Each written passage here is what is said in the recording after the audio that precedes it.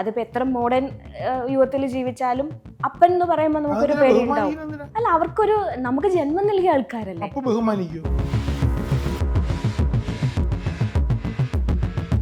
ബൈബിളിൽ ഈ സാധനം തന്നെ പറഞ്ഞിട്ടുണ്ട്. ഈ പെണ്ണും പെണ്ണുമായിട്ടുള്ള സെക്സും പുരുഷനും പുരുഷനായിട്ടുള്ള സെക്സിനെ പറ്റി പറയുന്ന സ്ഥലത്താണ്. അങ്ങനെ നിർബന്ധമില്ല. സാറിനെ പോലെ ജീവിക്കാനും വേണം തൊലിക്കെട്ടി. ആ തൊലിക്കെട്ടി ഇല്ലാത്ത ആൾക്കാരാണ് ജോലിക്ക് പോണേ. പൈസ ഉള്ളതുകൊണ്ട് ഞാൻ ജോലിക്ക് പോണില്ല എന്ന് പറഞ്ഞാൽ പൈസ നഷ്ടപ്പെട്ടാൽ എന്ത് ചെയ്യും? അങ്ങനെ ഒരു അവസ്ഥയെ നമ്മൾ ചിന്തിക്കണം എന്ന് പറഞ്ഞു. അതിനെന്താ പ്രശ്നം? എന്റെ അഭിമാനത്തിന് ദോഷം വരുന്ന ഒരു ഇൻസിഡന്റ് എന്റെ ലൈഫിൽ സംഭവിച്ചാൽ ഞാൻ അങ്ങനെ ചെയ്യും. അത് എന്റെ മാത്രം ഡിസിഷനാണ്. അപ്പനായിരുന്നാലും അമ്മയായിരുന്നാലും അപ്പുറത്തെ വീട്ടിലെ കൊച്ചായിരുന്നാലും മാതൃകയാണെങ്കിൽ മാത്രമേ ബഹുമാനമുള്ളൂ.